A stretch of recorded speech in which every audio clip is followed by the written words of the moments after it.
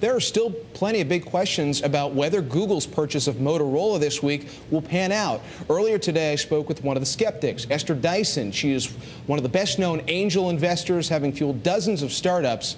Here's Dyson on the Google deal. It makes total sense for Motorola. They needed to do something. For Google, it's, once you own one hardware manufacturer, then you're kind of arrayed against the other guys. How does it work with all the carriers? It's complicated. Execution, I guess, becomes the key word with something like this. Execution in a very, very different kind of business. I mean, yes, they will tell you we make servers for people, but this is a design, manufacturing. It's a very different business, and it's form factors. It's not algorithms. I want to get your take on the reaction from other big technology companies. I mean, you've built companies that you sold to all the big technology companies, Microsoft and Oracle and Yahoo. What do you think their reaction has been?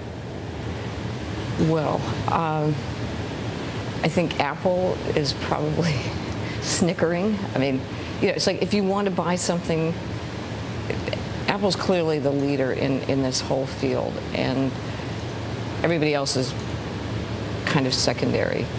So Apple's probably thinking, yeah, we don't care who owns this thing.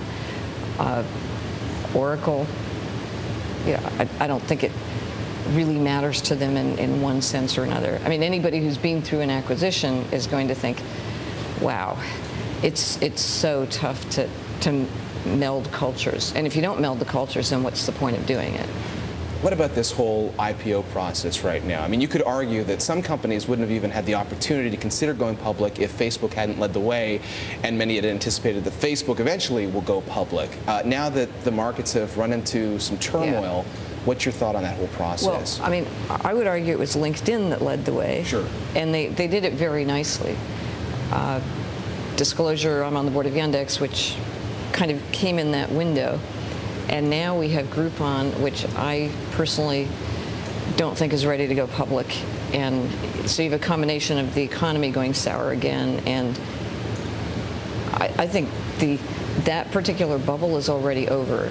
That doesn't mean people aren't still inside of it, but everything's going to get tougher. We certainly have a bubble at the very low end seed stage where if you know the right people, you can get $20 million for an idea. That's not going to last. There's way too much money, not enough good CEOs, so you have lots of what I call body parts instead of whole companies being funded. And that's not going to last much longer, I don't think. But with Groupon, is it just the economic realities, or is it the business model that troubles you? I think it's the business model. I don't want to diss any particular company, but the basic idea is you pay a lot of money to get a new customer on the understanding that that's going to be a returning customer. But I get the new customer, next week Living Social comes and he's my new customer. Then next week Groupon 3 comes and it's Groupon 3's new customer. So it's great for consumers. They go through life getting discounts on everything. But the economics don't work long run.